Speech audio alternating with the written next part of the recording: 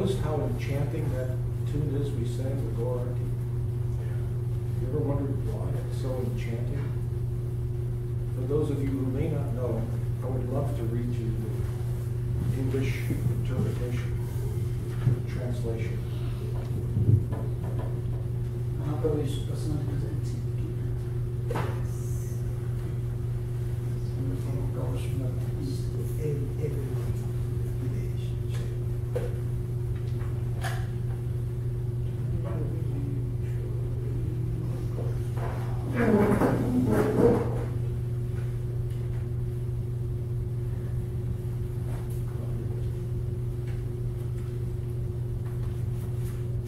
This is so beautiful. I suggest all of you read this.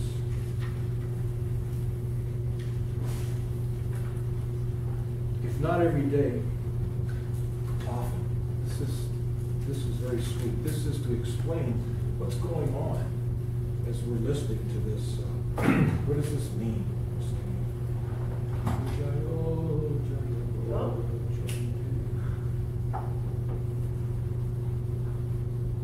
First stanza, all glories to the beautiful Arti ceremony of Lord Chaitanya.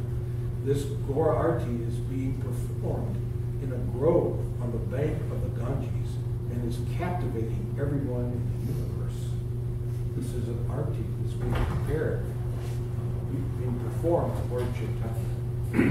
And it's captivating everyone in the universe as it's happening.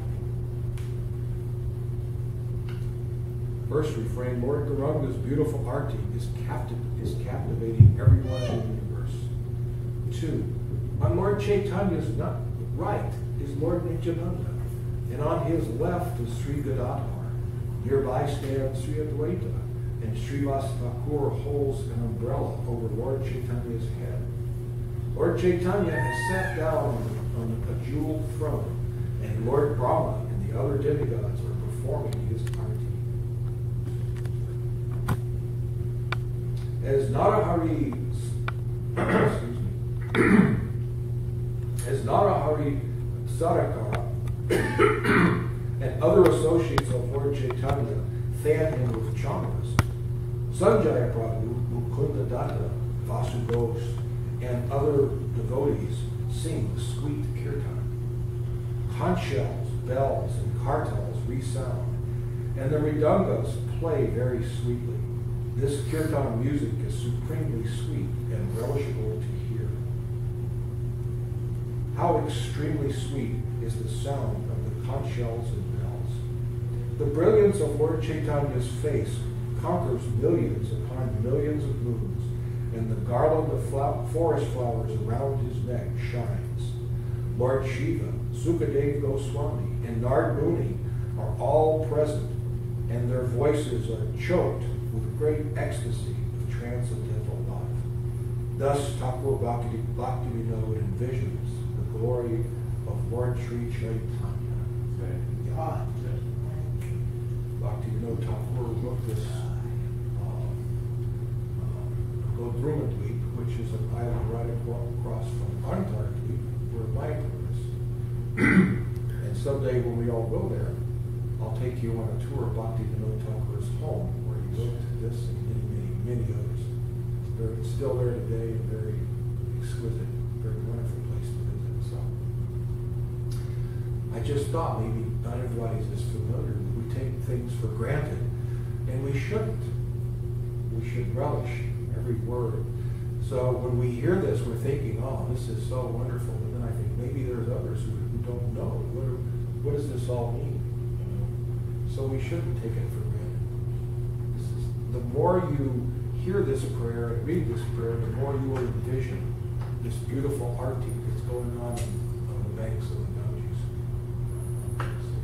And then all it takes when you just hear the tune, and you'll see the whole thing. So, okay. That's my addition. This is your night, so go ahead. Who's got the courage to go first? Wow, look at this. Mr. Courageous over there. Yeah. So, what I'd like to do with the Gita, it's been 9 years and I finished it, but I don't remember anything. remember bits and pieces of the letter. So what I do now, I just ask Lord Krishna, what part do I need right now? And I opened it to knowledge of the Absolute, which I met a new friend, Alicia, today at Cafe Passe, and she was here on Sunday evening with her friends up by the pond, and I bumped into her. And I don't know what relevance that has, but it has something towards the purport. Knowledge of the Absolute, chapter 7, text 25. Lo and behold, after I read it, my friend Matthew, who I have in New York, we seem to have this synchronicity. And this is so bizarre I read it, but I said to him, please read chapter, you have to see this to believe it. Please read chapter 7, text 25 in the Bhagavad Gita. He says, I'm in the Gita now. And we're on this right now. Like, we're on this passage right now. Wow. And, so what, Read the verse again.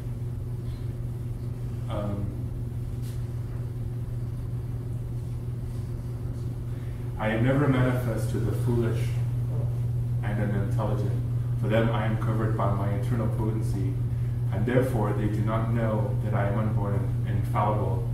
And it says here, also in the Srimad Bhagavatam, that there is a prayer by Lord Brahma, O Supreme Personality of Godhead, O Super Soul, O Master of all mystery, who can calculate your potency and pastimes in this world? You are always expanding your internal potency, and therefore no one can understand you.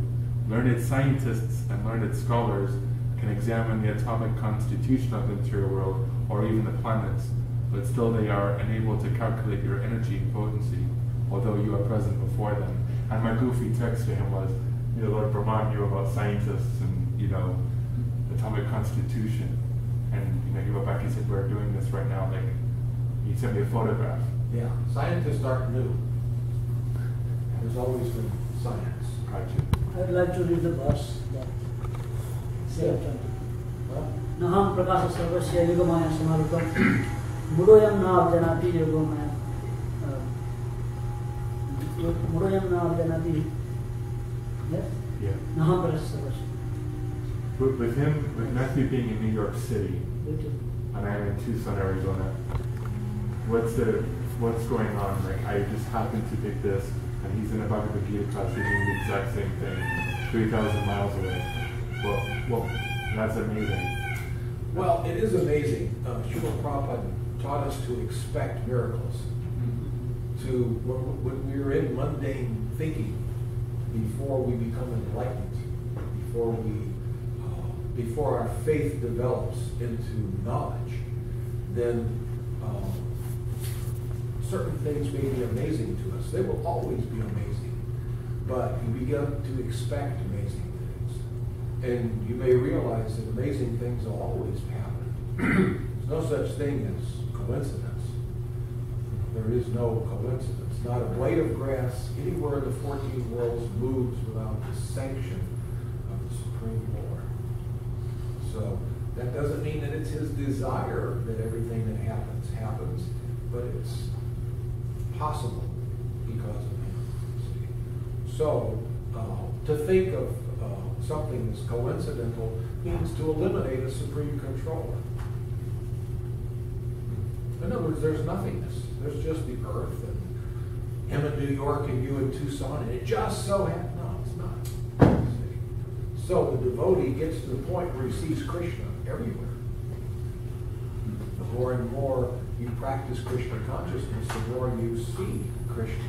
This is what they refer to as Krishna consciousness. You see Krishna moving. You see.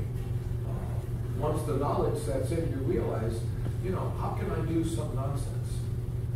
Like I'm going to do it, and it's not going to. In other words, in the beginning, some people are able to have great faith, and from time to time, draw a curtain around that great faith and do some nonsense like it's like you can trick Krishna by saying, "Hey, look at that." Krishna says, "What?" And then you go and you do nonsense.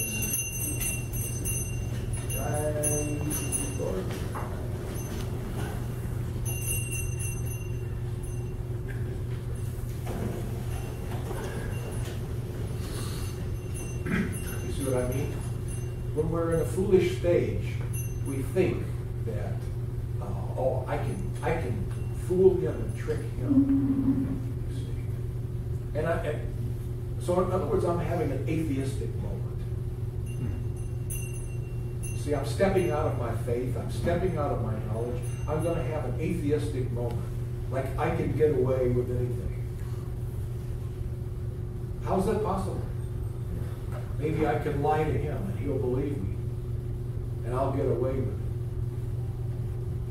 You don't get away with it. There was a story, one of my godbrothers, I can't remember his name. Back in Dallas, we were there together many years ago. Oh, it's on the tip of my tongue. He's no longer with this guy. He's sannyasi, dear friend of mine. And anyway, he was in charge I've told this story before, so some of you might have heard it. He was in charge of, he had some management position in the early days of Mayapur. And so one day, this one devotee did something, made a big mistake, a very costly mistake. And Prabhupada said to this devotee was acting on his own. He said, "Why did you do that?" And he said, what's his name? Huh? Panchadavita. Yeah. We used to call him Pancho Swami. Panchadavita Maharaj. He said, Prabhupada says, "Why did you do this nonsense?" "Oh, Prabhupada, Panchadavita Maharaj told me to." Well, he didn't. It was just a lie.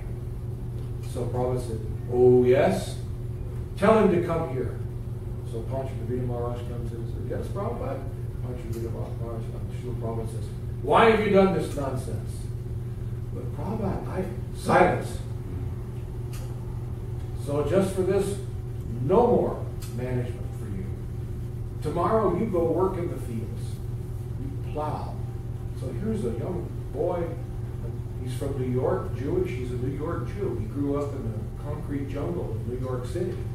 And here he is. He's going to go out and plow. You see. So he's out there plowing, and he's thinking, this is hellish. In the hot sun. I don't know how to make this animal move. And I don't know if I can plow in a straight line, but he had to learn. It was his instruction. So he starts to plow, and after a while he can see that he's accomplishing something, and he thought, wow, my rows are getting straighter.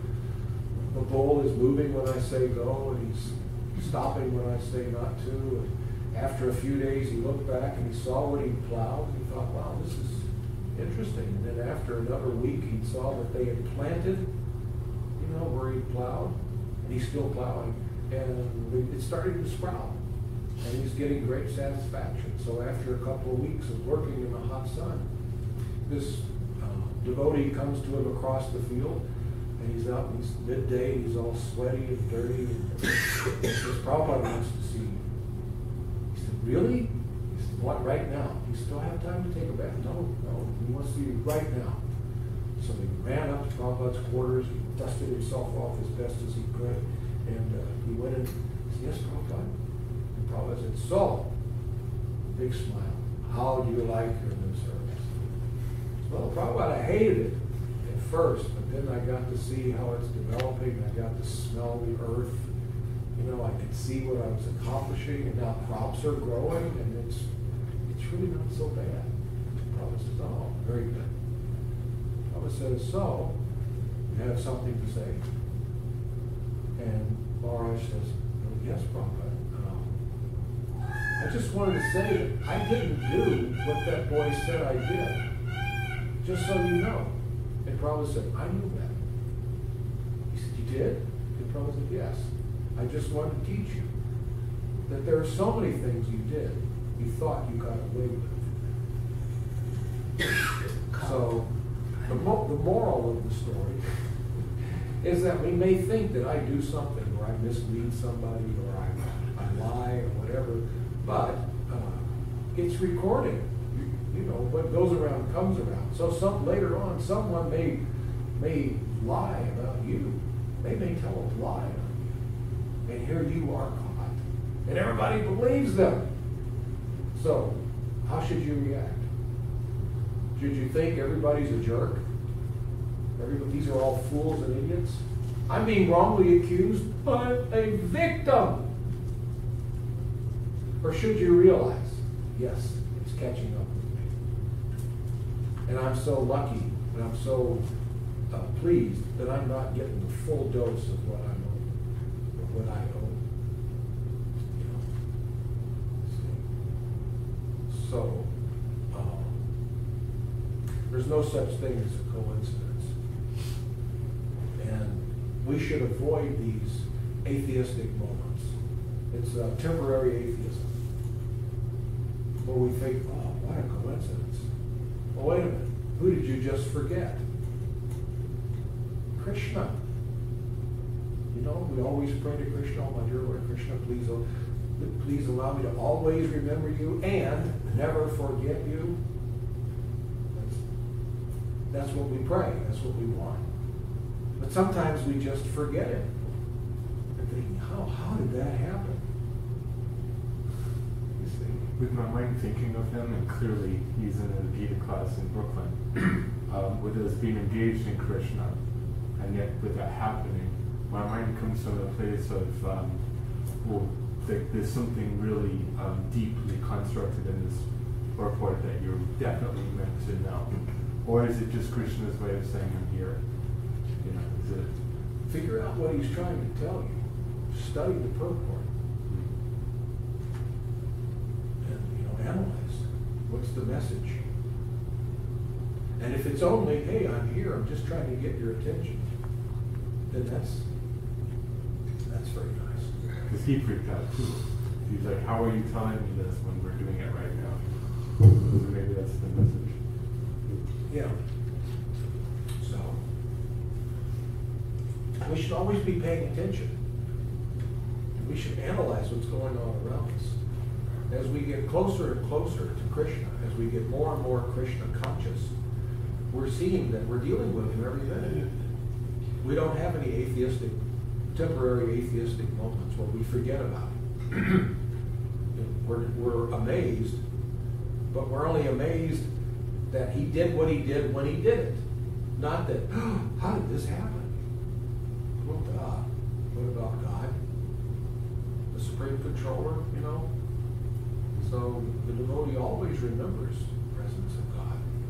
He sees that everything's happening. You'll see devotees many times when something happens, you'll hear them say, oh, Krishna. Krishna.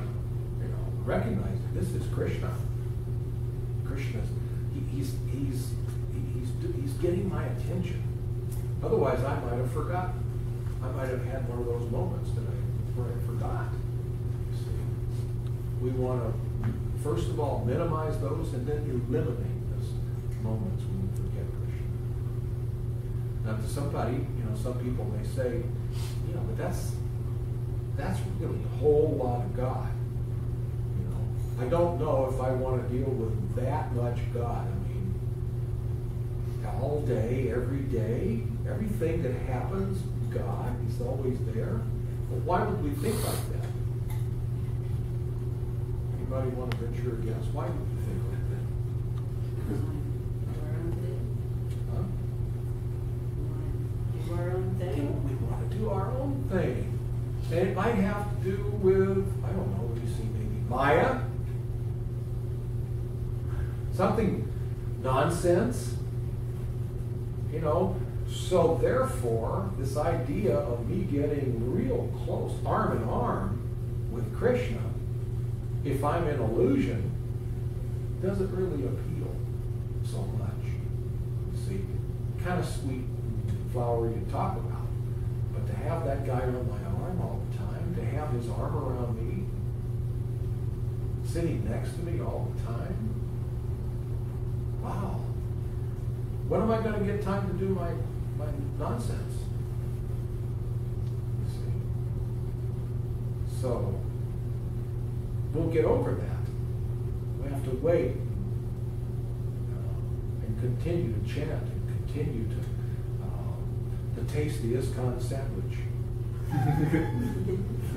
You know that? You've heard that term? That's Prabhupada's term. The ISKCON sandwich. Morning program, day of service, evening program, ISKCON sandwich. If you do like this as often as you can, then what happens? Your mind fills up with Krishna. You start to get to where you most of the time remember him and rarely forget it. And then more and more remembering it, less and less forgetting. And as you get more and more Krishna in your brain, the nonsense gets pushed out. You see? So, therefore I say to people, if you're a sincere devotee, give it all up. Give up the nonsense. Give up. Some people like to dabble in so many different things. A lot of new devotees that when they're coming, you notice they want to kind of keep their foot in different places. Like I'll do a little bit of this. I'm going to go to associate with the Buddhists. I'm going to go associate with these. I'm going to associate with these, and I'm going to do the Krishna thing. It's just like I got a calendar. Today is Krishna. Tomorrow is Buddhist. And I'm a social, spiritual man about town. I'm covering all my bases, just in case, because then I have enough faith. Or sometimes it's a lack of character, faith, knowledge, all the above, to where I can say, you know what? It's just like in a relationship. You see, if we have a relationship with someone, we're having a relationship with Krishna. But think if you're having a relationship with someone, as the relationship matures, it's going to be all about them. You see, you're going to have to stop dating one on Monday, another on Tuesday, and another. Sooner or later, if you're getting serious about somebody, you're going to have to date them every night that you're going to date. Isn't it? You see? So, if we're getting serious with our relationship with Krishna, we're going to go out with him every day. And maybe we're not going to sneak around and go. If you're committed, now I'm not saying that, this is crazy and you're going to go to hell if you go to this church, that church, that. But we can see your spiritual character develop when you make your choice and you say, this is for me. This, I'm committed. That's a relationship. And the maturity of a relationship is when we say, I'm committed. I want to be committed. Isn't it? Two people, they sit down and they have this nervous, awkward, uncomfortable moment where they say, gee whiz, can we be exclusive? Isn't it? That's kind of a nervous moment for a relationship, isn't it? And you're hoping the other person feels the same way. And when they say, yes, I was thinking that very same thing, what do you have then? Where did the relationship just go? It went up like a rocket. Now we've got a whole new world. Tomorrow, your relationship will be entirely different than it's ever been. Okay? Now, we're working towards that with Krishna.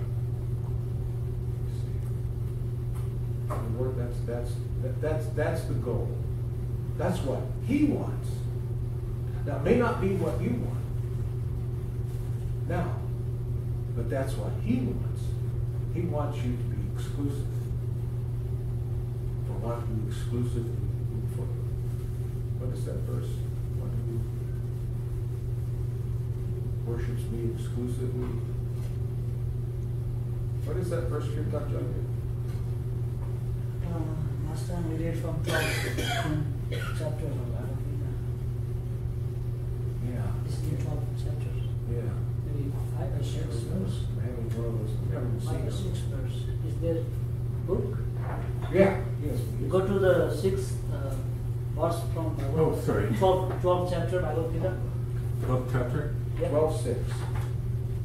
6. But Krishna, he spells it out. It's like I was saying Sunday. He keeps telling us what he wants. He's really speaking to us. I want an exclusive relationship. I want to be your top guy. I want to be your numero uno. Here it is. What is it? But those who worship me, giving of all their activities unto me, and being devoted to me without deviation, engaged in devotional service, and always meditating upon me, having fixed their minds upon me, for them I am the swift deliverer from the ocean of birth and death. In other words, once you get there, once you get exclusive with me, then I will deliver you swiftly. Krishna will take you. In other words, you're finished. That's it. You're finished. You're delivered. You could be walking around doing your service daily, but you're delivered. But you've got to come to that point to where you say, my dear Lord, I'm yours. Even if you handle me roughly in your embrace, you're my Lord. You see? So that's what he wants. Now, we may not want to give it. That's okay. I'm not saying that lightning bolts are going to hit you on the head or anything like that. But you're not going to get out of this material world anytime soon until you can get, or we can get our relationship on a real sweet, loving basis. Krishna wants a true lover. What does he want? He's the supreme Godhead. What does he want? He wants all of you. That's what he wants. All of your thoughts, your words, and your activities. He wants it all. He's very demanding. What is he willing to give you? All of him. That's a lot. You see, it's a loving exchange. He wants to be exclusive. Now he can be exclusive because he's God. He can be exclusive with you, and exclusive with you, and you. He can do that. He can have that relationship. You see. But for us, it's important to think of him exclusively. You see. And not only that, but we enjoy spiritual life more. You see. So. I can't remember what got me started thinking like that. Oh, in the beginning, people are, I see lots of people. And we can see, we've actually seen people who've come and they have a little bit of this philosophy, a little bit of that philosophy, a little bit of this, a little bit of that. And today's Krishna Day. You know, it's Sunday at the Krishna temple, and maybe Wednesday night at the Krishna temple, and it's just, you know, this is my Krishna night. I'm wearing my Krishna hat tonight. And we can see that they're making a step forward, but you can also see troubles in their spiritual development. You see, if you don't pick a path, you'll never reach any destination. Just keep avoiding Interstate 10. I know it's the quickest and easiest way. But I don't know, I like all these other paths. Well, I'm not going to get to Phoenix unless I just luck out. See? So, pick a destination. Pick a lover. Whoever you want to love. Who's going to be your Lord and Master. This is the pivot point of your spiritual life. That's where we all are. Pick your destination. Now once you say, okay, I want to go to the Loka Vrindavan, for sure. I want Krishna. And I'm not kidding about this. That's exactly what I want. Well, it's easy to see the path. See? But we shouldn't get tangled up on paths. You see? Religions are paths. They're not a destination. Choose your destination. It's like if you go to a travel agent and you say, I want to go on a trip. What's he going to say? Yeah. Well, I don't know. Well, gee whiz, do you want sand and sun and surf, maybe Hawaii or Florida? Do You want mountains and snow, maybe Vail or, Utah. You want to stay up all night and party and gamble? We're talking Las Vegas, big city life, maybe New York. See what? You got to give me an idea of what the heck you want. Tell me what you want. We'll choose a destination, and then I can pick a flight that'll get you there, and we'll start up the travel itinerary. But until you make your mind up of what you want, you're not going to go anywhere. You spin your wheels. Does that make any sense? Yeah.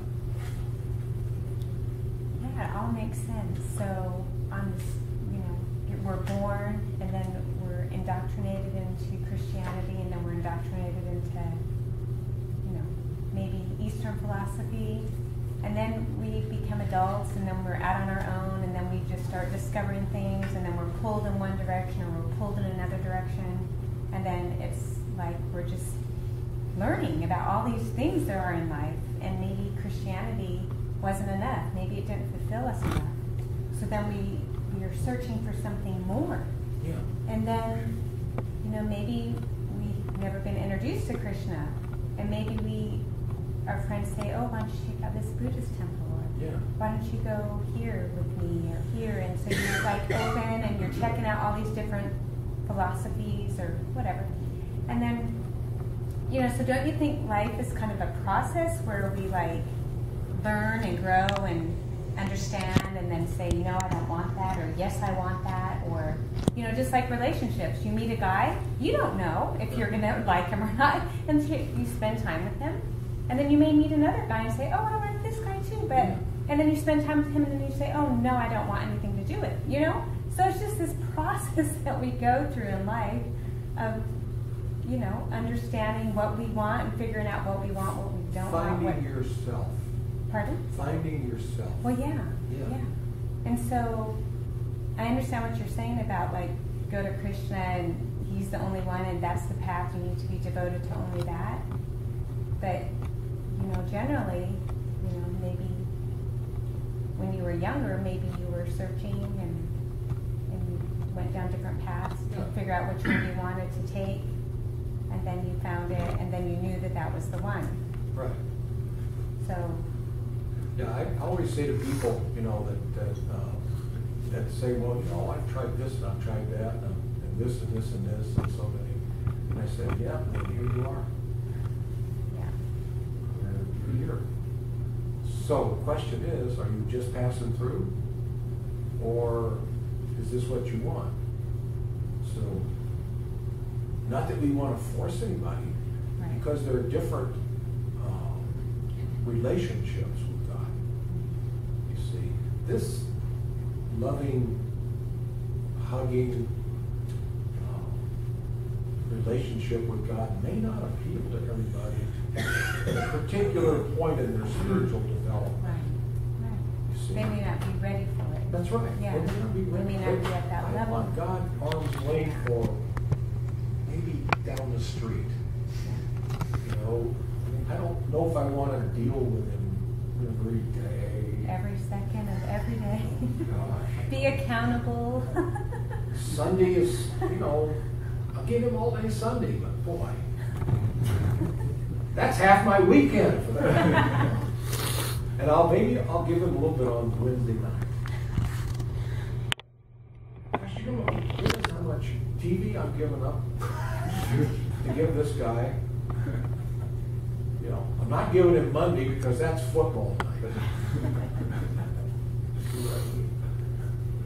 So I can understand.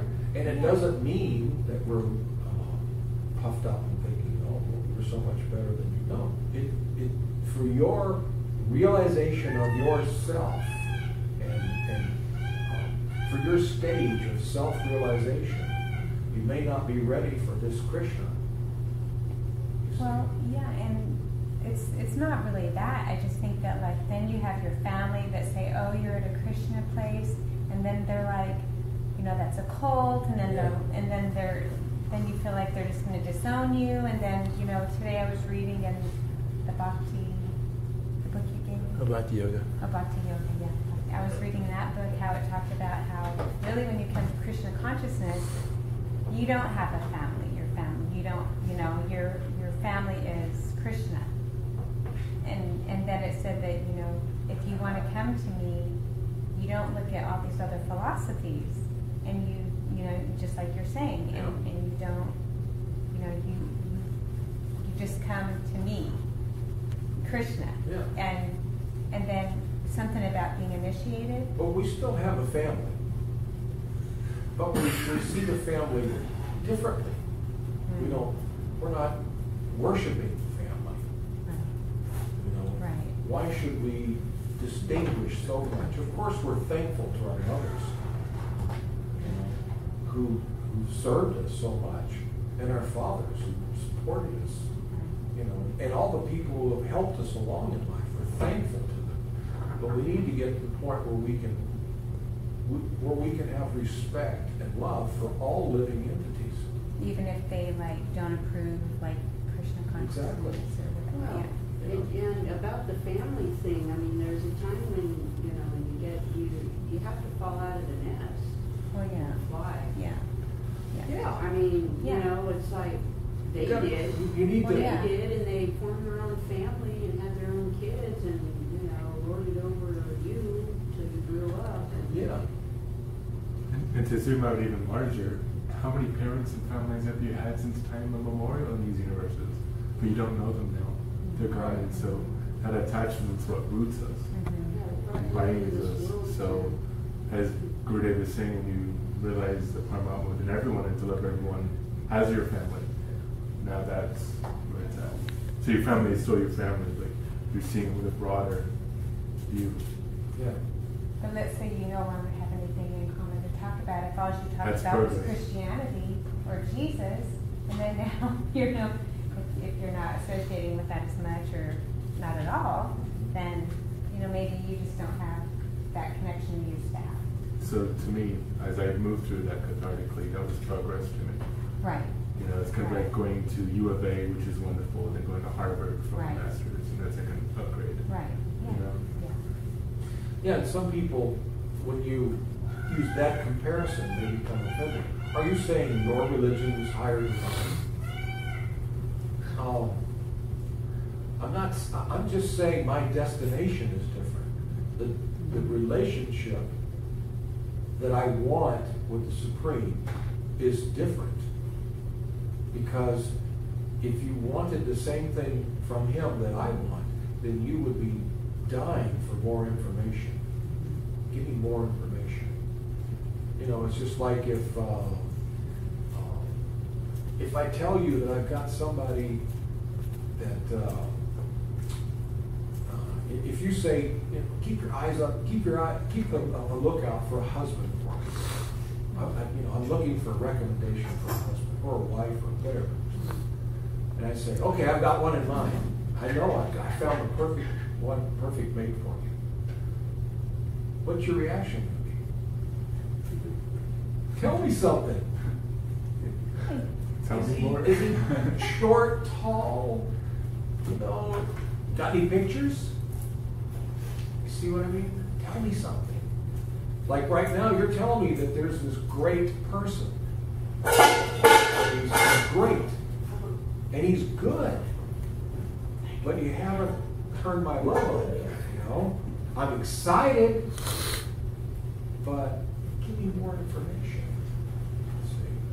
So for some people, a little bit of knowledge about God, or almost none, he's the Supreme. And he created everything. That's enough. To others, it's just not.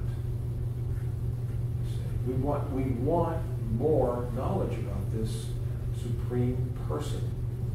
We want to get closer.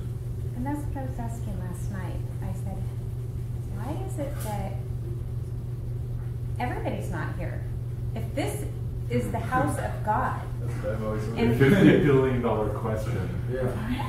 and Krishna is God, then why doesn't the whole world know that? Why is everybody into Jesus?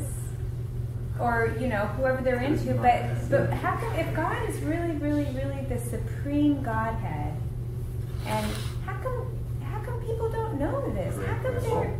But see, the thing of it is, even many people, and not to offend Christians, I know many Christians, I have a great deal of respect for true Christians. Right. But many Christians, they're not totally into Christ. They're not. They got their on Sunday hobbies. they might be. Sunday, man, they'll give them all day. All day. Yeah. But boy, Monday night rolls around and it's football, they've got golf, and they've got all these things that they do. They've got hobbies, and they love listening to 70s music and this and that, and watching TV, and they're just really, in other words, they can go through many hours of many days without any input of God or Jesus. Now, if you're totally in love with somebody, how long can you go away from them? I mean, it's very simple. When you're just head over heels in love with somebody, you're going to want to be with them all the time. I mean, it works that way. And if you're not, then you can take them for granted. You know, your mate or spouse or whomever, boyfriend, whatever, girlfriend, they can be off doing their thing and whatever, and I'm doing my thing, and once in a while we get together, and that's okay. You see, but boy, if you just head over heels in love, you're going to want to see them. That's generally the way it works. So it's true like that with God. Now, if someone says, "But I'm a Christian, I give all day Sunday, and maybe a little bit other time, and I read a few Bible verses a day, and I pray in the morning or I pray in the evening, and that's all, that's enough." I say, okay, that's fine. That's fine. Then don't criticize somebody who gives 24 hours a day, 7 days a week, and wants to serve him and wants to block out any thought other than that beloved. You see. And come on, admit that's probably a little bit more devotion. You know, your process, whatever it may be, you know, this path or that is very good to take you to a certain level, to the level that you want. You're getting it, and I'm glad that you're believing in God and you're on a spiritual path. But for us, we want more. We can't get enough of it. And it truly is, the more we get of Krishna, the more we want. And the more we want, the more we'll get. You see, he starts to invade. He moves in as our desire starts to grow. He's there all the time. You know? So, and for some people, they're not really looking for that. I understand. I don't want to criticize them. That's their choice. That's where they are in their spiritual development. And that's okay. So what if you're like on your path and you really think about God all the time, but you also have like creative things you want to do, like propensities to learn a musical instrument or, you know, to design something or just your natural talents. Yeah. You know? Then you do that as an offering to Krishna. You see? So I mean, even though you're doing You other be an things, artist, you could still be thinking. You can do art for Krishna. Play Krishna music if you want to be a musician. If you want to grow vegetables, you can grow vegetables for Krishna. You see? There's nothing that you can't do for Krishna. I mean, there's some nonsense, crazy things that you probably do. I mean, how can you... Go drinking for Krishna. Huh? How can you go drinking for Krishna? Yeah. Yeah, how can you have a night out on 4th Avenue for Krishna? Let's go out and get smashed for Krishna tonight. Are you down? Huh? Let's go! Well, if you go down to 4th Avenue and you're like passing out the Gita or something, that might be... Oh, now you're serving Krishna. You leave out the getting smashed part. Well, I'm not talking about Yeah. that. I'm just saying But you yeah. go down there and you're, you Or you go down on promoting. Harinam. So, whatever propensity we have comes from Him. Right. So let's offer it back to Him. And if we want to develop something new, let's do that for Him. I mean, why would we want to divert our valuable time into something else? See? If I say, well, I've always wanted to do that, and I can't think of any way that it'll serve Krishna, but I've always wanted to do it. Well, that's not spiritually mature. On our level, we've got different, our bar is set in a certain area. It's just like professional athletes. They work out a certain number of hours a day, but now they've got their bar set really high for themselves. You see. Now, somebody else who's a casual athlete may think, well, this guy's a nut. He works at, like, I'll give you a good example. Like Olympic gymnasts, they work out 8 hours a day, every day. And some people might be kind of into it, and they work out 8 hours a year. You see what I mean? But the people who really, really want to achieve, they give all of themselves to it. I mean, we can see that. It's present all around us. Did you have a question? Well, no. Do you mind me making a comment? No, please make a comment. It's more like going back to what you were saying about going to the travel agent.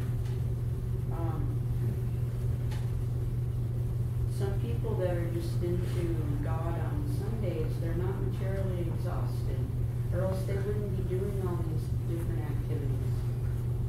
They still need those different activities, and they're on the perfect planet for it.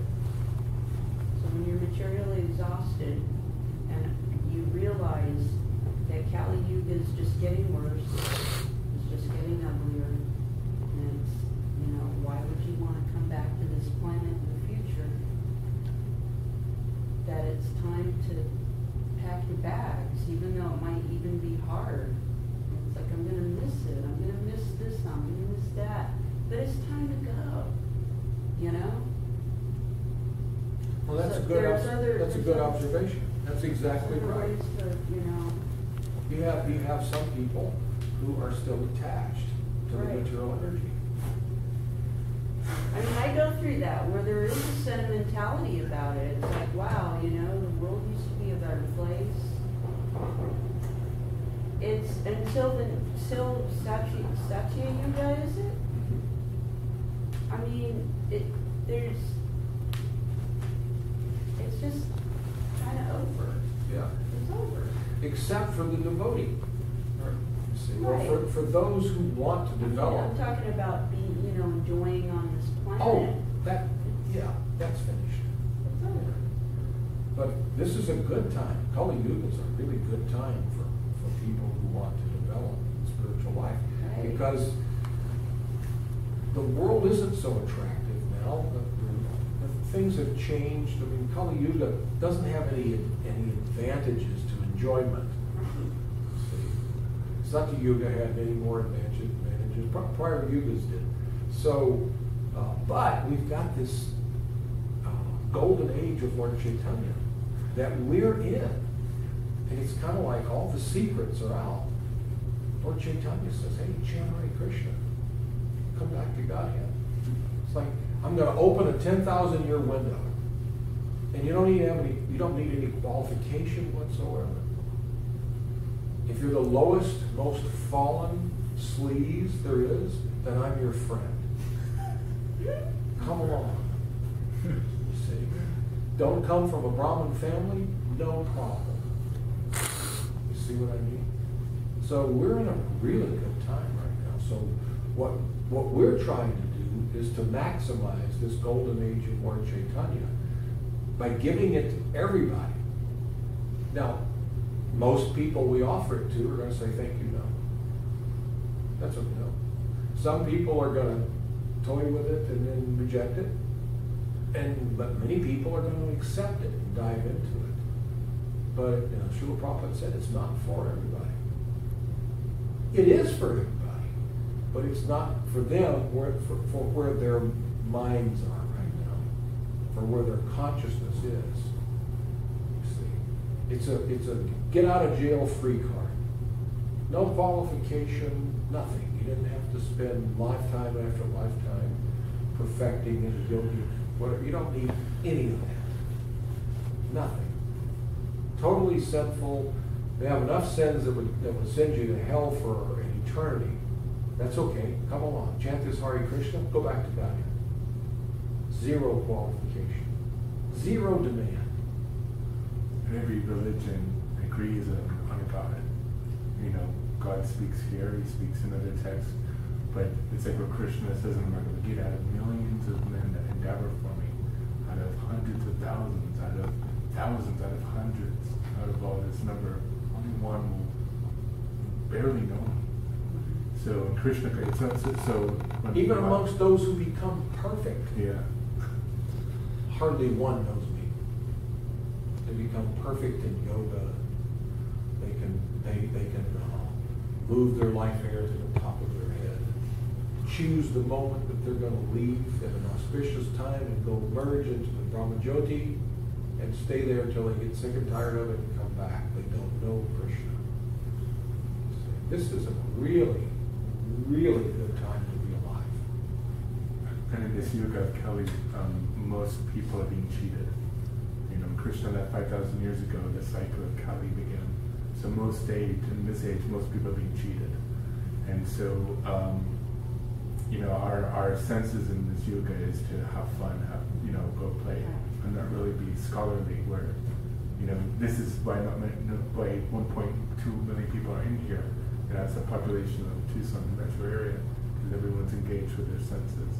So Krishna consciousness is for those with a procurement and curiosity, and as Michelle was saying, who are mostly exhausted, who want to know the absolute, the complete absolute of everything. It's kind of like, if there was a seminar at U of A right now about optical engineering, only, it could change quantum mechanics, only maybe 5 to 10 people would maybe show up.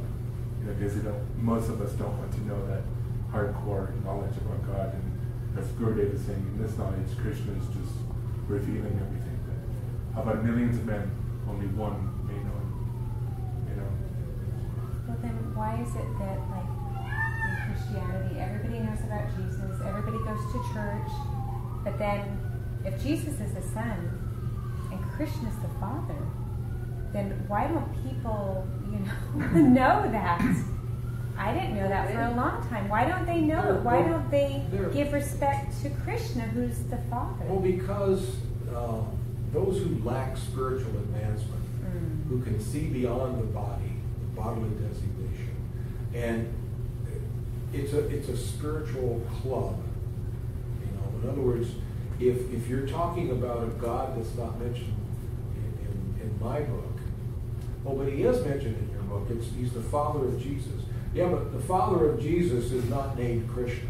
Yeah. Well, how do you know that? Yeah.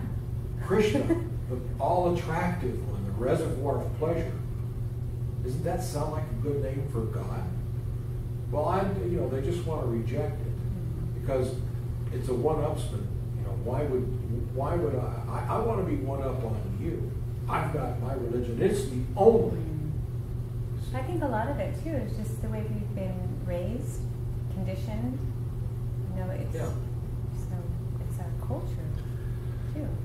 Many religions have this thing that we're the absolute only way, and we feel like we're the only way that you're going to get to Goloka Vrindavan.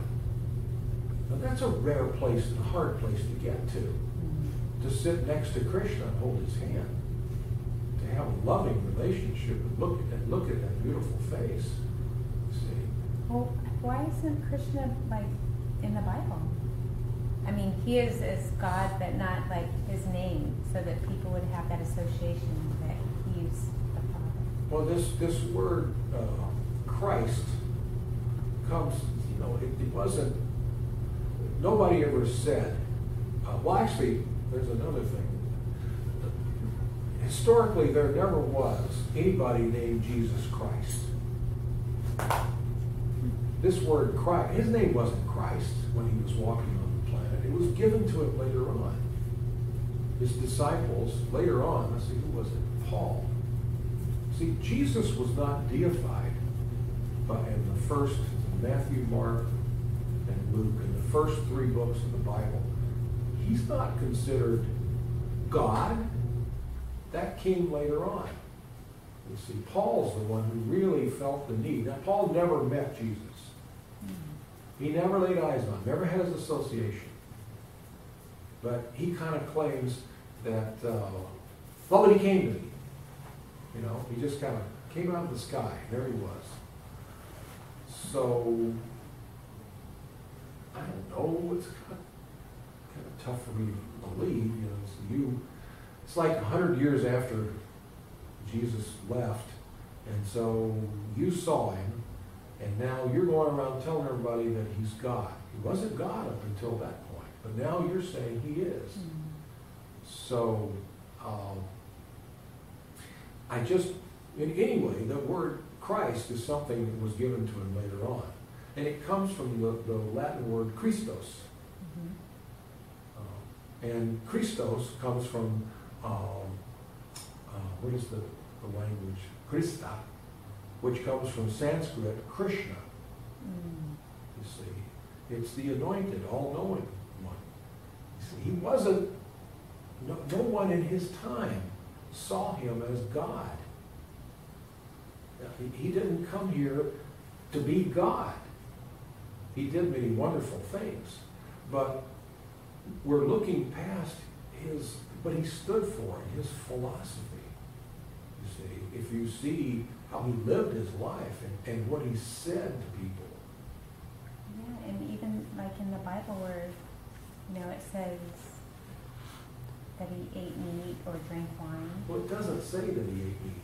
Well, I'm just saying that, there's a lot of interpretation issues with what a word might mean in the Bible. Like, meat could mean food, right?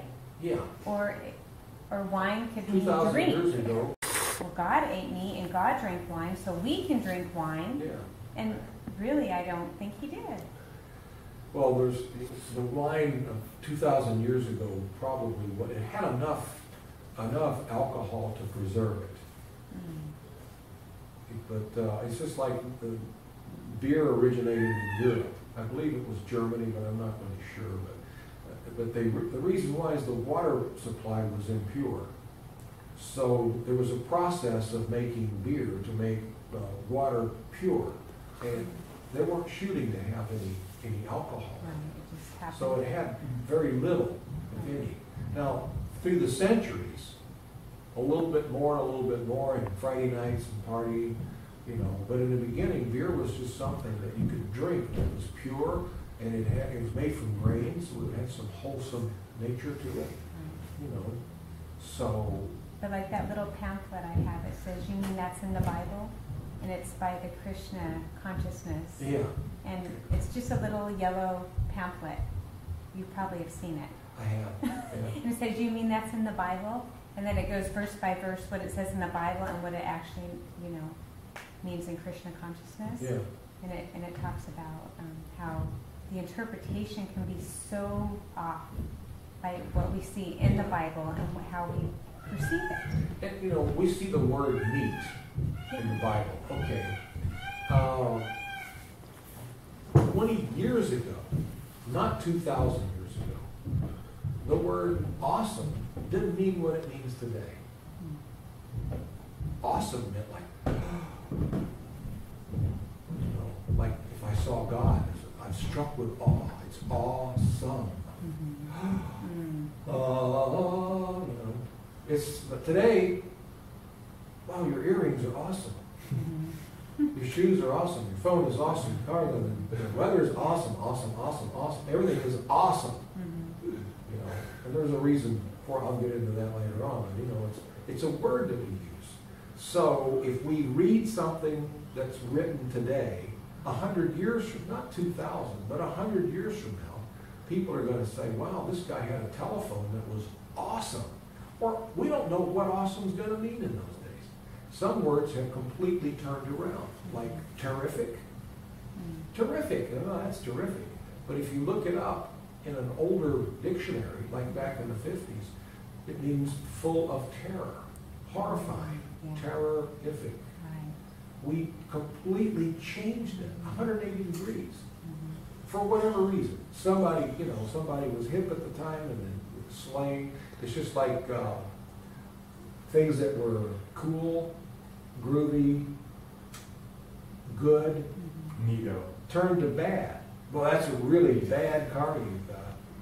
That's a That's bad sick. hairdo. That's sick. You see what I mean? Yeah. Sick car. That's a sick car. See what I mean? Yeah. What does this language mean? It means what's being said at the moment. So how can we go back, really, using our intelligence, how can we go back 2,000 years that something was said and say, this is exactly what this means?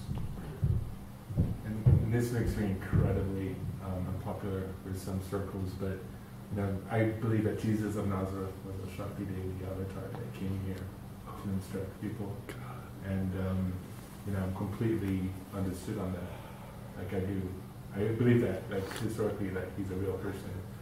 But there's certain avenues where his teachings took that were promulgated by the Apostle Paul, actually, to establish a politicalization of his teachings that could master a lot of interesting epochs in history.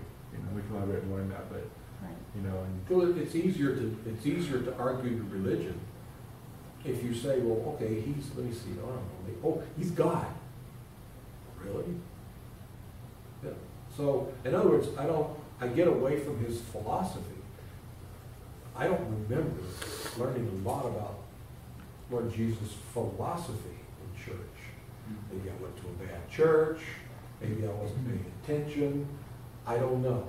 But all I remember is it's the only way, and if you don't join our team, then you're heading south forever. But if you do, you head north forever, and you live in a mansion and streets of gold and the gates of. But I don't know nobody ever told me, other than the mansion and the streets of gold and pearly gates, what I get when I get there. We always imagine people floating around on clouds with harps. You see? And synthesizers. Yeah. But as far as the face of that Supreme, the Father of Jesus, why do they hide him? He's like he's like this man behind the curtain. Why can't I see this guy? And then, Jesus is God in the flesh, when God takes flesh. So in other words, when God takes form, it's Jesus. So in other words, your God has no form. So in other words, you're kind of like the Kashmiri Shivite or an impersonalist. God, when he comes to earth, he manifests, and before that, he's unmanifest. Well, that's not what I'm saying. Well, that is what you're saying. I don't know. You're confusing. You see what I mean? Tell me what you believe. Other than get off the play on our team or you're going to head south. That's not enough. I'm sorry. Now, for some people, you can scare me enough that I'll do it. But for a lot of people, that's not enough. You'll say, I don't believe you. I don't believe that the God that I love and I want to love would send me to hell for eternity. Even many Christians are starting to say, there's one very well-known Christian minister in Dallas has been saying in his sermons that I don't believe there is such a place as hell. And if there is, I hope the hell nobody's there. What is his name? Jim Reynolds. Oh. Jim Reynolds. He's written a few books. And he's in the Lake Highlands Church in Dallas. I've gone there a few times. It's a wonderful place. I know a lot of people. Yeah. One of the people that goes there has become a devotee. That's how I got. She's become a very wonderful devotee, and so I've learned a lot about Gee, what are you guys all about? I visit her and her husband. I stay with them when I'm in Dallas. They actually have a room in their house that they call my room. Because their children have grown up and, they've got 2 extra bedrooms, and they thought, well, we had a fire in the Dallas Temple one year when I was to come there, and the ashram was closed, so they said, how about if we make a room for you? So I said, well, don't go to any trouble. Well, they painted up this room, and it's become my room. They're very good friends. So, and once in a while, I'll go to church with them. I enjoy it. They're very nice people, but they're all a little different than the Christians that I grew up with. Now, you're saying that she's a devotee? She's a devotee. She chants 16 rounds a day. But she still goes to this Christian church? Every Sunday. Oh, okay. And that's okay? Sure. Oh, okay. Yeah. She tells me that it's made her a better Christian. Most people that come in contact with Krishna consciousness, it's just like the head of the theological department at Southern Methodist University. His last name was Cleaver. I remember that. But he was there when Tamal Krishna Goswami went to SMU, and because he was working on his doctorate. And so all of a sudden he's got a Hare Krishna sannyasi, Swami, coming to his school and his classes. And so they got to be friends. So I got to know him. I can't remember his first name, but I remember his last name was Cleaver.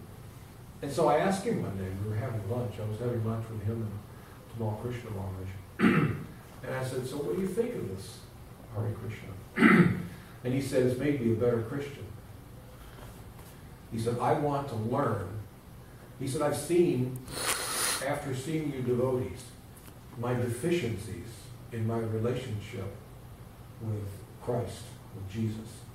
He said, I want to learn to see Christ the way you see Prabhupada. You see Prabhupada.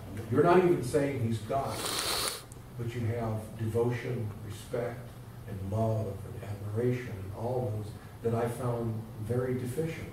And I've been a Christian all my life.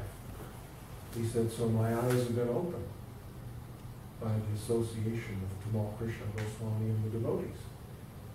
He said, I'm amazed. So in other words, what he was saying is I found a whole new world of love that I didn't know existed. I thought I had maxed it out in my relationship with Jesus. But now I realize I only started. I need to get where you guys are with your problem. And I thought, well, that's obvious. What a wonderful realization. Yes. I thought it was really significant that Jesus always was talking about his goal was to take us to the Father. Yeah. He was always talking, my goal is I want to connect you to the Father. That's what the Guru does. I just think it's the same saying. Actually, that passage in the Bible where he says, no one cometh unto the Father except through me, the actual Greek, no one cometh unto the Father except one apater, except through one of the Father, is what he says in Greek. Now, when King James had it translated, it became except through me. Now, some Christians will argue that even though that's true, it could be taken either way. He could be saying, no one cometh unto the Father except through one of the Father, or it could be meant that no one cometh unto the Father except through me. So really it meant through me. Well, that's because that's what you wanted. It says, a pater, of the Father. No one cometh unto the Father except through one of the Father. And they'll say, but he was talking about him. Well, he didn't say that. So we can go around and around. Linguists, people who study language, they say people who don't have a dog in the fight. In other words, people who aren't neither devout Christians nor atheists or whatever, they just know language. The ones that I've talked to have said, look, that means no one cometh unto the Father except through one of the Father. Look, you have to have a guru. And if you see, once you understand our philosophy, and then you go back and study Christ's words, all of a sudden you think, oh, wow, he's saying the same stuff. But it didn't mean so much when I first heard it.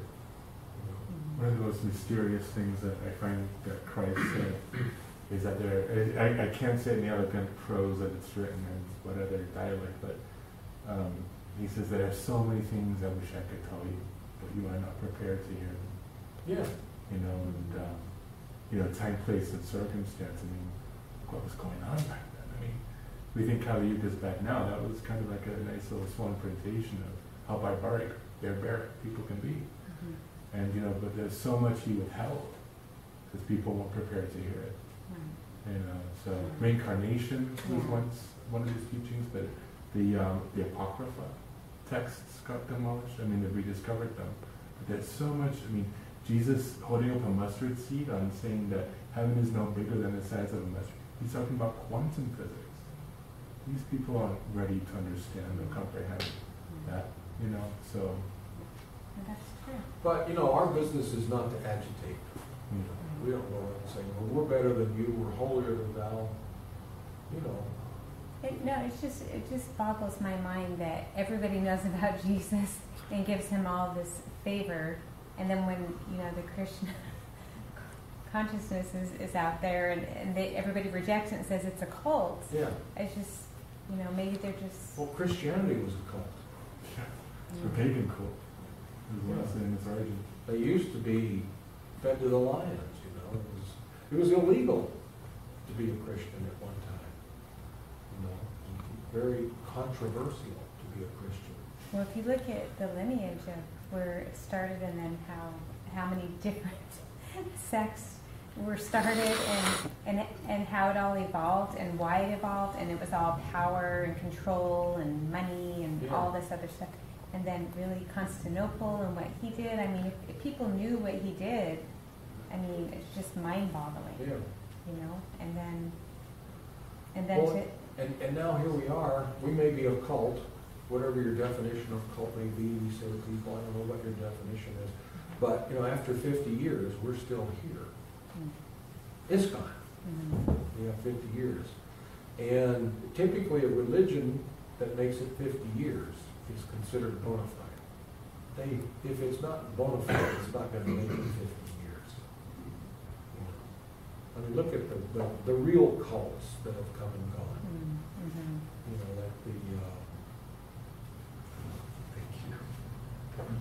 Like the Moonies. Remember the Moonies? Did you ever hear of the Moonies? Maybe you guys are too young. The Goonies? Moonies. Oh, Moonies. The Reverend Sun Myung Moon. He was from Korea, yeah. And he claimed to be Jesus Christ. And he got millions of people to follow him. He became extremely rich. And they patterned what they were doing after us. They went out distributing flowers and collecting money. It was all about collecting money. They didn't really have much religion, but they all lived communally. He saw what we were doing and thought, hey, I can do that. You remember the movies, don't you? Okay. Had huge weddings. Could Used to- marry a couple hundred people at a time. Some of the Sankirtan devotees used to say when they were out on Sankirtan, people would say, are you a cultist? They say, well, I may be loony, but I ain't no moony. There's many others. James Jones, remember that guy with the 900 people committing suicide? And there's so many. They come and they've gone. So, but our philosophy isn't 50 years old, it's timeless. See? We as an organization, as a corporation, are 50 years old. In 2016, we'll be 50 years old. So. But if you look at the bulk of Christians, and I'm not putting them down, I'm just saying that if you look at them and their actions and what they do, and some of the churches and what they do, you can see that they're not really living as Christ would want them to live or do. Yeah. There's a lot of hypocrisy going on, and you can see it in the actions. And I actually just found out that Calvary Chapel, which is really big in Southern California, well, Chuck Smith just passed away, and he was like in his 80s. But I was reading about him, and then I read this story that, and it may or may not be true, but it just said that he accepted $4 million from the Illuminati so that he could start a rock band called Maranatha. And the reason that they wanted him to start this rock band called Maranatha was so that it could appeal to all the younger children and the teenagers, and the lyrics were a way to get into their mind, you know, and so there was all this stuff around it, and I was just like, this is horrible. Yeah. You know, this is horrible, but he helped start the band because they paid him $4 million. And I just thought, my God. He sold out. Cheaters. Most people have their price, don't they? Well, yeah. And so in the end, you know, they have to go before God, and, you know, their karma will catch up with them. The sad thing is they don't get to go before God. A lot of we say that we were trained that way as children. You know, ultimately you have to go before God. And Krishna doesn't deviate from his loving relationship with Radharani and his devotees to go sit there and say, "All right, who's next on the docket?" Well, let's see. We have God versus Aaron. How do you plead your case? Okay, Aaron, you're charged of, and this may take a while. No. How do you plead? My client pleads not. Krishna's not going to do this. No, but karma will. He has Yamaraj. He has a devotee, a pure devotee, Yamaraj. And he does that all the time. For the human beings that don't go back to Godhead, they go before Yamaraj. And so he's got this, okay? Says here that, I don't know if I want to read this out. Anyway, you know what you did. So here's what you get, you know. How about the life of a snake? You know? Or a dog? Or whatever. But isn't whatever you do what you're going to get? Yeah. Yeah, I mean, it's so just that law. The Yamadutas, or the servants of Yamaraj, are the ones who take the sinful out of their bodies. And the Vishnu Dutas, did you see that there was this movie, Ghost? Did you see that movie? Remember the bad people when they died, these dark creatures came and got them? And yet when the good guy died, these beautiful light creatures took them. Well, it's based on the Srimad Bhagavatam. At the time of death, the Yamadutas, the servants of Yamaraj, come to get the sinful, and they're not very pretty. They're monstrous looking, hideous, you see. And they tie the soul, and they take you a very, very. You're actually given a body that you can traverse many, many billions of miles in a short time, because you're going a long way to the court of Yamaraj. And he assigns you your next body. But the animal souls don't do that. They just take another body. You know, take the next body up, you see. But if you're a devotee, if you're thinking of Krishna or chanting Hare Krishna at the time of death, then the Vishnu Dutas come, and they're very beautiful. They're very attractive. And they come and they take you to Krishna. See? So Krishna, he doesn't waste his time. He's not going to put that on his schedule. I can just see him telling Radharani, you know, oh my dear, I have to leave you for a while. No, Krishna, don't leave. Yeah, I've got to go to court. Got a bunch of souls I've got to try today. Well, the docket looks pretty doggone full. So I'm gonna be home late. Don't wait out for me. We'll make the lights come for you. He doesn't have to. Well, I think we've gone long enough, so if there's nothing else, let's wrap it up. Can I ask one silly little question that probably doesn't have an answer, but we're talking Maybe about... I have a silly little answer. Yeah. We were talking about Kali Yuga and the golden age of Chaitanya Mahaprabhu, and it doesn't always happen in Kali Yuga, right? Like this is a special occurrence. Is that? This is a very special situation. There's no guarantee that it's going to happen. We don't know. I don't know how many times this happened, but it's not a guarantee that here's Kali Yuga, the Lord Chaitanya. Yeah. And we don't have any idea like why Krishna decided to give us the mercy of this golden age from Chaitanya. Because he loves us. Yeah. And he doesn't like to see us in this situation. But it is a special occurrence, like it doesn't happen very often. There's no guarantee. Planets There's no guarantee.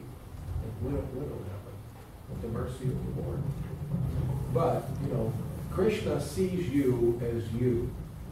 We see ourselves as this body, as an American, as a male or a female or a this or that, a Republican, a Democrat, or whatever. And we're wrong. Krishna sees you as you are. You have an eternal swarup, an eternal form, an eternal relationship with Krishna. So just because we're here doesn't mean he can't still see his beloved. So he gets and he can see everyone at the same time. So he wants to help. Without affecting free will, he may try to help. Krishna is the ultimate lover, the ultimate friend.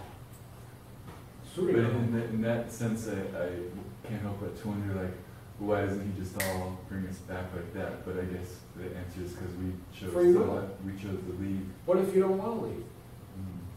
Would you? But he's sort of just giving us a little more incentive. Here's a golden age. Please, I would like you to come. Yeah, I'll give you a golden age. I'll send my pure devotee. I'll give you my holy name. I'll give you, and I'll give you, and I'll give you. I'll give you the deity of Krishna. I'll give you, and I'll give, and I'll give, and I'll give, and I'll give. All you have to do is take. See? Would you leave right now, Nick? That's a tough question. We so much attachment. There you go. Yeah. That's why he doesn't just say, okay, everybody come back. Ding. No, it's not a cheap thing. Love isn't cheap. If you can go back when you choose to. Like we came here when we chose to. And you can choose, like Dorothy in the Wizard of Oz. All you have to do, remember the wizard told her, all you have to do is click your heels together. There's no place like home.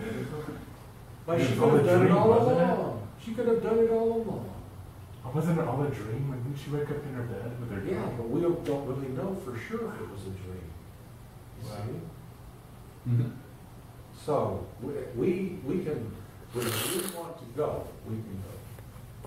This Krishna consciousness is a process of trying to convince people that this is really what you want. And we're thinking, it sounds really good, but I still want some of this. And, there's so many things I haven't done yet. I've got this bucket list of things that I want to do. And I haven't done it yet.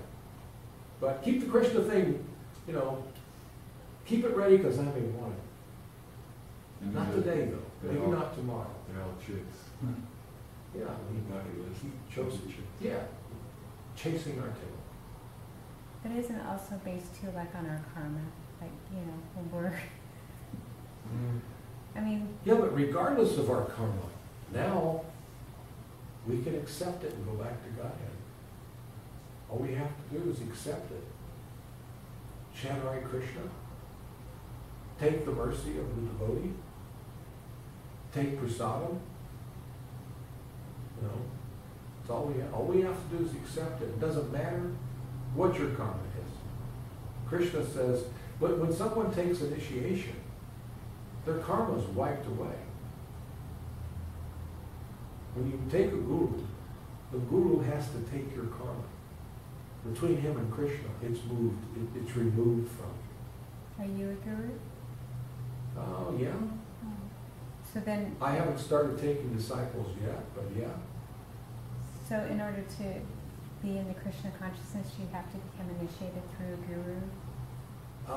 Not to be in, to really go back to Godhead, you have to accept, it's like Lord Jesus was saying, no one cometh unto the Father except through one of the Father. Krishna says in Bhagavad Gita, he who says he's my devotee is not my devotee. But he who says he's the devotee of my devotee, he is my devotee.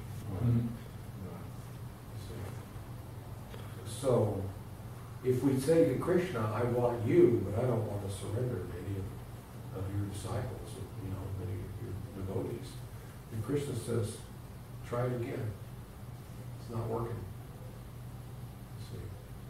Because without a guru, we'll speculate. You see? And why wouldn't we? It's also good to have that association there too. Huh? It's good to have that association. Yeah. It's the shelter that we have. By the mercy of Krishna, one gets guru. By the mercy of guru, one gets Krishna. So it works that way. And that's our process. When someone is ready to go back home. But the Prabhupada says in the first thing, he says this process of hearing and chanting in and of itself will not deliver you. We have to have the mercy of a devotee. You see. In other words, we can't just do it ourselves. I can't go off into the mountains with the Bhagavad Gita and 7 Bhagavatams and my beads and become perfect. You see. Taking a guru means you're deputized, you're authorized. And then you associate with them. Yeah. You actually have that. And you can have Shiksha Gurus and Diksha Gurus. The Shiksha Gurus are your teachers. They may teach you. Diksha Guru, he teaches as well. But the Diksha has to accept your karma. So whatever your karma is, if you can approach a bona fide spiritual master, he'll take it. How is he bona fide? If he is a devotee of a bona fide spiritual master, a sold out disciple, and so on down the line, all the way back to Krishna. Why would they want to take your karma though if it's yours? Well, because you'd like to get rid of it. Trust me, they don't want to. It's not like, oh boy, give me that, all that dirty karma. You see, it's common for the guru to become ill after he initiates. Krishna will nullify, but some of it, you've got to suffer for it. That's why when Srila Prabhupada got really ill, he stopped taking disciples. Wow. He was so sick. From taking on people's karma? Prabhupada actually said to his godbrothers, when they came to see him on his deathbed, he said, you see how I'm suffering here? And they said, yes, Maharaj. He said, it's from the sins of many disciples. He said that on his deathbed. This is from the sins of many disciples. But that is a service to Krishna. It's a service. Is it the same as like when Jesus died for our sins? Right. Exactly. Exactly. Yeah.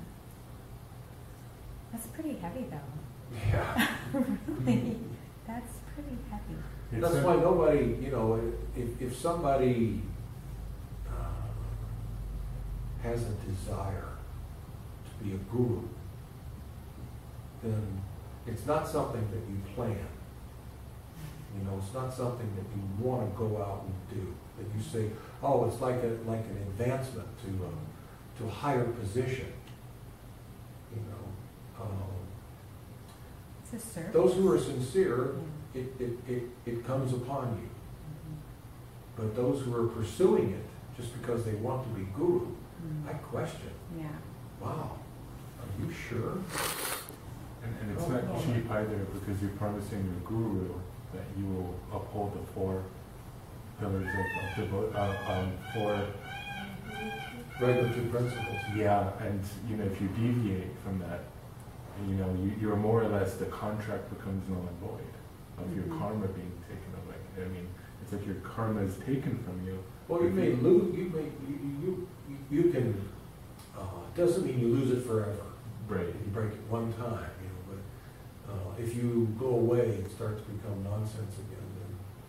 Then finish. The guru doesn't have to take.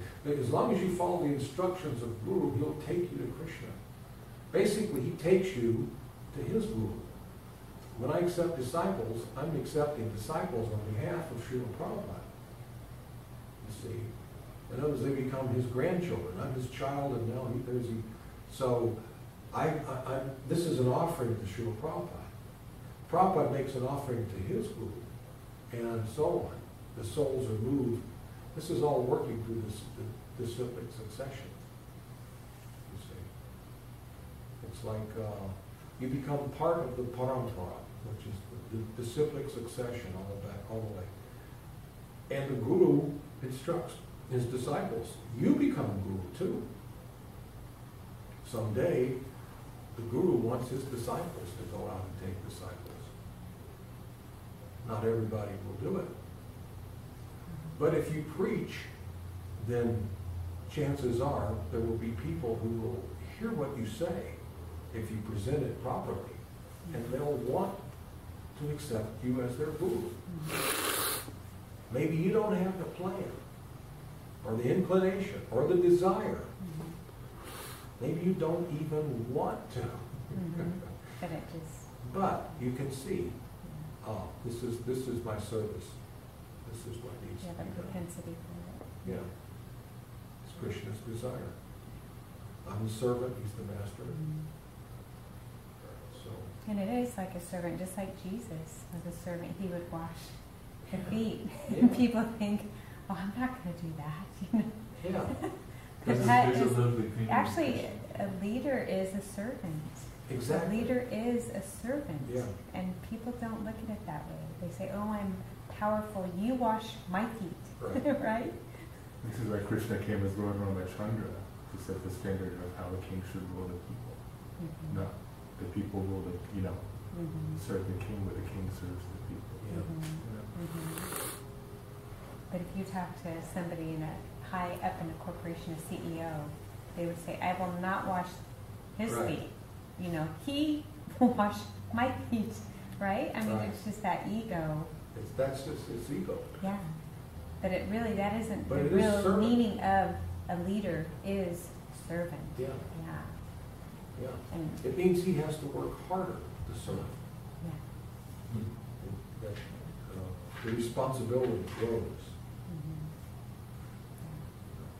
Which is interesting, just another way that we look at a word and say, what does it really mean? Right? Yeah. Because leader could mean power, Yeah, and all that. But anyway, language is a moving target. it's very interesting. I find language very interesting. Yeah, it is. And it's extremely. And with everyone's shorthand on their text, like even language now is evolving to where there's not many, there are sentences like a few words become shorter. Words are becoming abbreviations. Yeah, it's very interesting. Yeah. So the integrity of most meanings are now completely diluted. Yeah. All right, thank you all. Hare Krishna. God bless you.